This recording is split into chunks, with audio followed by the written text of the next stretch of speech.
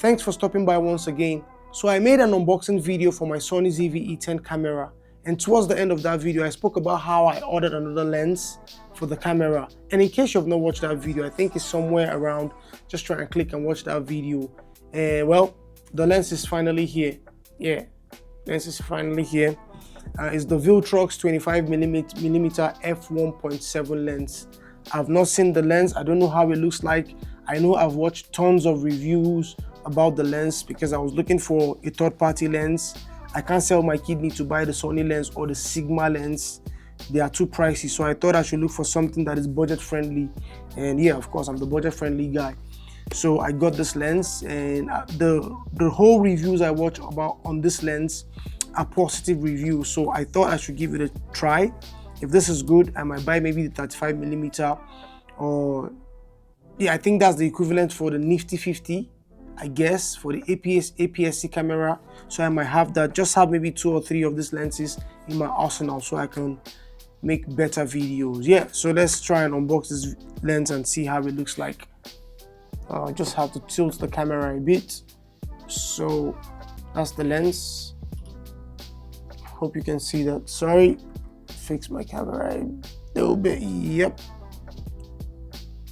So that's the Viltrox lens. It's a 25mm f1.7 lens, and let's see what's inside. So I've never used this lens before. I've been working with my third-party lens ever since I got not my third-party lens, the kit lens that came with the Sony ZV-E10. That's what I've been working with, and I don't really like what I'm getting out of the lens, so I thought I should try something different if my picture quality is going to be better. Yeah, so let's see what's inside. Oh boy, yeah.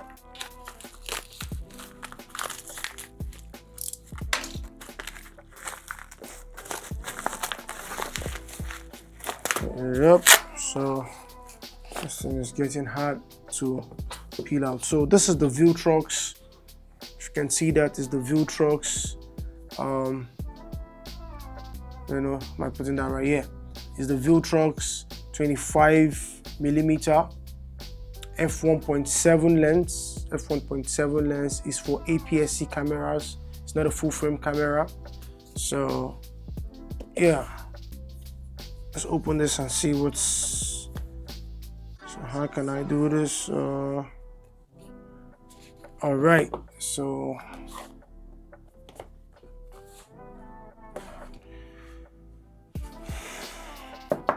yeah, this is sealed. It came in sealed. So okay, I think I can just pull the seal here. Yeah, honestly, I think this will be a very good camera for what I'm going to use it for. I don't know, but I guess this will work. So it came in with this card, the Viltrox card. It came in with this card, and yeah, has that. It also came with this warranty card with the QR code there to scan to probably their website, and it has a product, whatever. Warranty card is still the warranty card. Yeah, so it also came in with this. Let's see what this is. It came in with this. Okay, I think this is the bag for the lens. Came in with the bag, and this is nice. This is really nice. I think I have a couple of these bags now, and they just fit all my gears in case I want to travel with them. Just pack them. I can still fit in the kit lens, the 16 to 50mm with the silicone. Fit in my Sony kit lens in it. Yo, this doesn't want to come out. Oops, that was close. So I think for the case, for the pack, that's about it. And this is the main thing itself. So this is the lens. This is the Viltrox lens. Don't know if the light is hitting this properly. Yeah, This is the Viltrox lens. Yep, this is the Viltrox lens, and it came with a lens hood. Honestly, this is nice. I'm just seeing it for myself for the first time, so let me still take a glance. This is a nice lens. It looks good already. It looks yeah, that's the lens hood. Though from all the reviews I got, if it has that plasticky feel, but it's not a big deal. It's not a big deal for, I mean for the price is worth it. It's not like a cheap lens. It doesn't have that cheap build quality. It has that good build quality. Yeah, so this is the Viltrox 25mm f1.7.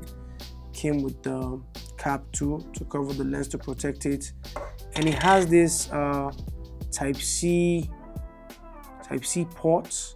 I think it's for firmware updates. Yeah, see it. I think it's for firmware updates. I'm still going to try it to see if there's any updates that needs to be done for the lens. Yeah, it's a prime lens actually, so it's not a zoom lens, it's a prime lens. So I'll try and swap the lenses to see what it looks like on the ZV-E10. Yeah, so just give me a minute.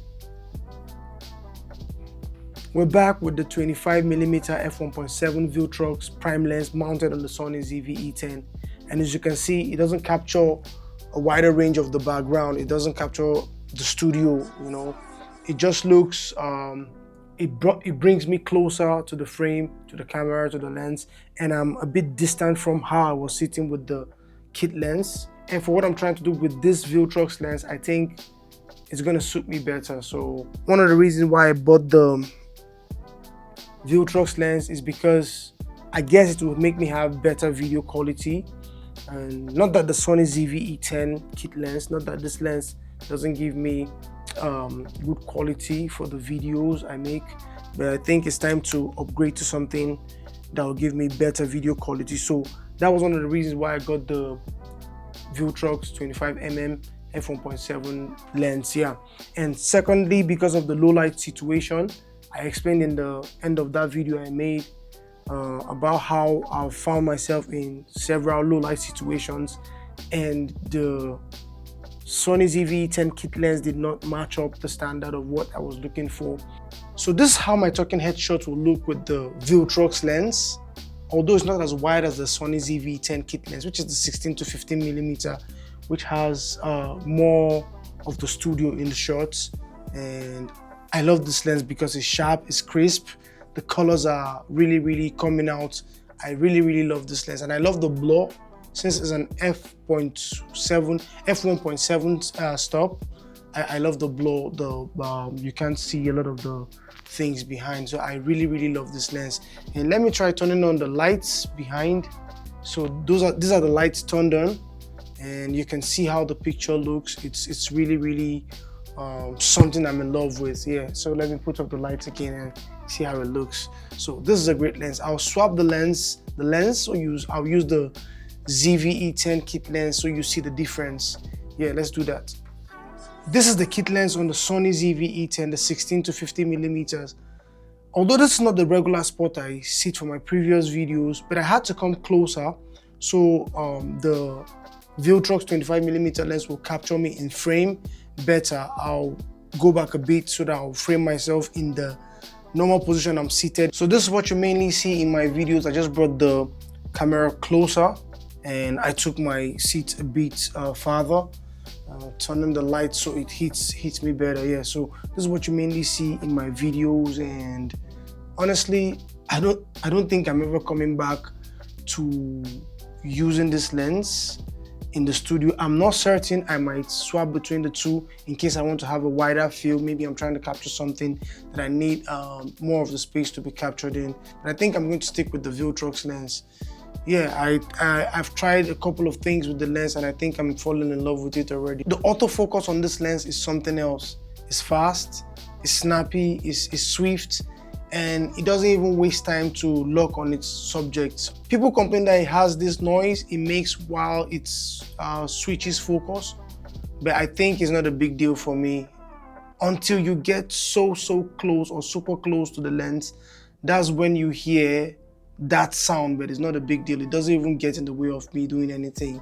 So I guess, so this is at 200 ISO. While with the kit lens, I had to bump it up to 640 ISO so that I can get in more light. And honestly, this lens is a low light king. I can even go as low as 100 ISO and it still maintains that crisp picture. It has that details in the background, the blacks and everything still captures in the lens. So yeah, that's about it for this video. Yeah, thanks for sticking to the end. It's still your boy Kankaran, the Benjamin, the professional apprentice, aka Pro App. Don't forget to Google first and create again. Peace, and I'm out. Word.